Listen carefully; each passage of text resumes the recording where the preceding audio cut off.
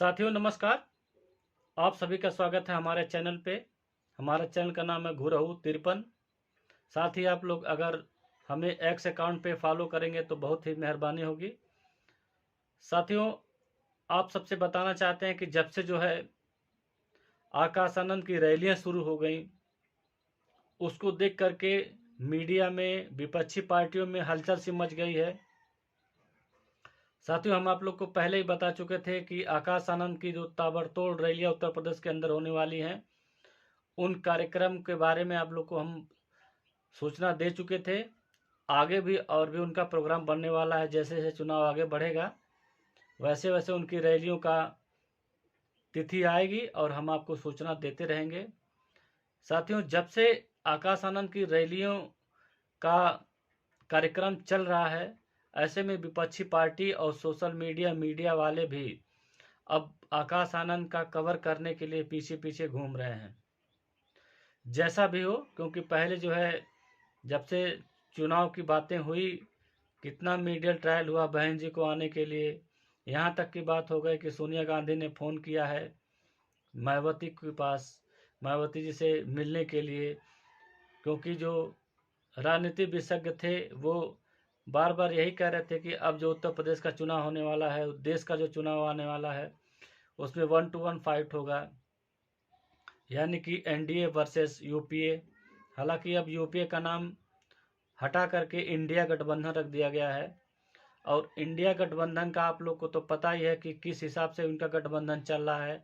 चाहे बिहार के नीतीश कुमार हों, चाहे पश्चिम बंगाल की ममता बनर्जी हों, चाहे पंजाब में अरविंद केजरीवाल हों, दिल्ली में अरविंद केजरीवाल हों, ऐसे में आप देख लीजिए इंडिया गठबंधन का क्या हाल है। ऐसे में बहन जी ने अकेले चलने का जो फार्मूला तैयार किया वो बहुत ही काबिले तारीफ है, क्योंकि उनके टिकटों के बंटवारे को देख करके विपक्षी पार्टियां हिल चुकी हैं। उनका टिकट का जो बंटवारा है, सीट बाय सीट ऐसे समीकरण बैठा करके वो सीट को प्रत्याशी को लड़ा रहे हैं, जिसकी वजह से विपक्षी पार्टियों की नींद उड़ चुकी है।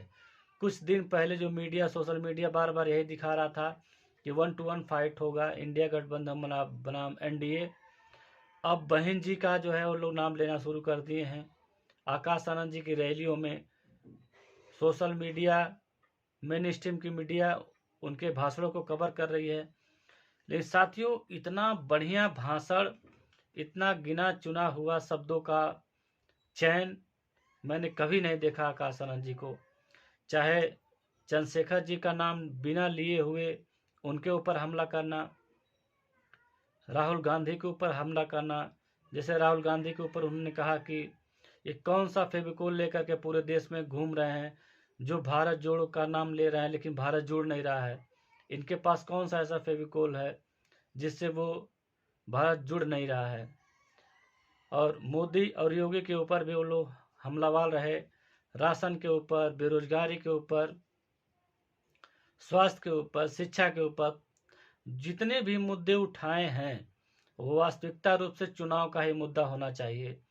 अब जो उत्तर प्रदेश और देश का जो चुनाव लग रहा है वो अब जैसे ठहर सा गया है चुनाव, क्योंकि जब से बहन जी का भतीजा मैदान में उतरे हैं आकाश आनंद जी, तब से पूरे राजनीति जगत में हलचल सी मच गई है। क्योंकि और जगह पे बहुजन समाज पार्टी के प्रत्याशी उतारे जाते हैं, दूसरे प्रदेशों में भी कोई ऐसा प्रदेश बहुत कम बाकी है जहाँ पे इनके प्रत्याशी नहीं रहते हैं बहुजन समाज पार्टी के। खास करके हम यूपी भी बात कर रहे हैं, तो यूपी में आकाश आनंद जी जो है ताबड़तोड़ रैलियां जिस हिसाब से कर रहे हैं, सरकार को घेर रहे हैं, कुछ जगहों विपक्ष को भी घेर रहे हैं। जैसे नगीना में चंद्रशेखर के ऊपर तीखा हमला करते हुए उन्होंने बताया कि ये आदमी जो है आंदोलन करता है जा करके, और फिर आंदोलन करके युवाओं को इकट्ठा करके उनके ऊपर मुकदमे लगवा करके वहाँ से चल देता है। फिर जो युवा हैं बार बार मुकदमा झेलते हैं, फिर उनको खोजते हैं लेकिन वो वहाँ नहीं मिलते, फिर दूसरी जगह पहुँच जाते हैं। ये बहुजन समाज पार्टी का ये काम करने का तरीका नहीं है, क्योंकि जो युवा हैं, हमारे समाज के लोग हैं, उनकी पीड़ा हम समझ सकते हैं। उनके पास उतने संसाधन नहीं हैं कि किसी सरकार से या किसी और ऐसे व्यक्ति से वो लड़ पाएँ।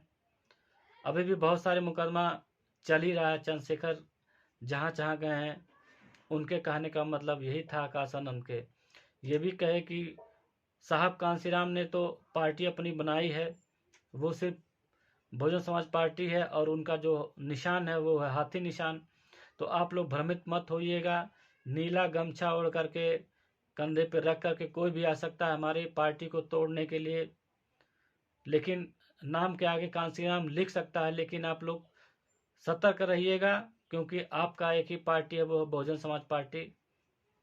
ऐसे में तीखा हमला चंद्रशेखर के ऊपर भी उन्होंने किया बिना नाम लिए हुए, और साथ ही साथ नगीना का जो सीट था वहाँ पे दलित और मुस्लिम का समीकरण है, तो मुसलमानों के लिए भी उन्होंने दो चार बातें कही। उन्होंने ये भी कहा कि आप लोग के सामने जो लाल टोपी पहन करके आते हैं वो आपका वोट तो ले लेंगे, लेकिन आपके समाज के सामने वो खड़े नहीं रहते हैं, आपके दुख में वो खड़े नहीं रहते हैं, सिर्फ वोट लेकर के चले जाते हैं। ऐसे में आप सबको भी सोचना होगा कि अभी तक ये जो सीट है, क्योंकि जो नगीना का सीट है वो इसके पहले बहुजन समाज पार्टी के विधायक थे गिरीश चंद जाटव, अब उनको बुलंदशहर से टिकट दे दिया गया है। अब यहाँ से जो है, हाँ ये भी कहे उन्होंने कि यहाँ का जो प्रत्याशी है वो बहुत कमज़ोर है। तो जो जनता में चंद्रशेखर आज़ाद ये परसेप्शन बना करके घूम रहे हैं कि बहन जी ने जानबूझ करके एक कमज़ोर प्रत्याशी को उतारा है, जबकि वो कमज़ोर प्रत्याशी नहीं है। तो आकाश आनंद ने कहा कि देखिए इस प्रत्याशी को आपको कहीं कमज़ोर नज़र आ रहे हैं। तो जो क्या नाम है मीडिया में या सोशल मीडिया पे चंद्रशेखर आज़ाद ये परसेप्शन बना रहे थे कि बहन जी हमें जिताने के लिए कमज़ोर प्रत्याशी दिया है, ये भी मुसलमानों में जब वो जा रहे हैं तो वहाँ पे ये परसेप्शन बन रहा है कि ओवैसी साहब ने चंद्रशेखर आज़ाद जी को समर्थन दिया है। मुस्लिम मतदाता को अपने तरफ खींचने के लिए वो तमाम प्रयास कर रहे हैं, लेकिन मुस्लिम मतदाता भी वो जान चुके हैं कि ओवैसी साहब उसमें कोई समर्थन उनको नहीं दिए हैं। अगर समर्थन देते तो डंका चोट पे देते हैं ओवैसी साहब, जैसे पल्लवी पटेल के साथ वो गठबंधन किए। ऐसे में ये भी चंद्रशेखर आज़ाद के द्वारा उनके समर्थकों द्वारा आरोप लगाया जा रहा था कि ओवैसी साहब यहाँ पे प्रत्याशी इसलिए नहीं दिए क्योंकि चंद्रशेखर को जिताने के लिए। अगर ये सवाल है तो और भी पश्चिमी उत्तर प्रदेश में बहुत सारी सीटें जहाँ पे वो अपने प्रत्याशी नहीं दिए हैं, तो इसका मतलब हर जगह चंद्रशेखर तो नहीं लड़ रहे हैं, सिर्फ नगीना सीट से लड़ रहे हैं। ऐसे में साथियों, अब मैं सीधी सीधी ये बात कहना चाहता हूँ कि चंद्रशेखर आज़ाद जी का जब से रैली चल रहा है, पूरे राजनीतिक जगत में हलचल सी मच गई है। उनके कार्यक्रमों में इतना भीड़ लग रहा है, जैसे बहन जी के कार्यक्रम होते थे वहाँ पे उतनी भीड़ होती थी, उस हिसाब से वहाँ भी जगह कम पड़ जा रही जितना वहाँ पे भीड़ हो रहा है। पहले बहन जी अकेले चुनाव प्रचार करते थे, लेकिन अब इस बार आकाश आनंद को भी अपनी जिम्मेदारी दी है, और आकाश आनंद जी भी बहुत ही अच्छी तरीके से अपनी जिम्मेदारी को निभा रहे हैं। सबसे बड़ी बात है कि जो क्या नाम है विपक्ष पे या सरकार पे जो हमला वो कर रहे हैं, बहुत ही सोची समझी शब्दों का सही चयन करते हुए बहुत अच्छे तरीके से वो हमलावर हैं। और ये अच्छा लगा, दलित समाज में एक एकजुटता पैदा हो रहा है, और जहाँ भी मुस्लिम समाज है वो बीजेपी को हराने के लिए बहुजन समाज पार्टी का साथ दे रहा है। साथियों, ये रहा छोटा सा विवरण। अगर आप लोग को हमारी बातें अच्छी लगी तो हमारे चैनल को जरूर सब्सक्राइब करें और कमेंट्स बॉक्स में अपनी राय दें, और हमारे वीडियो को शेयर भी करें। नमस्कार।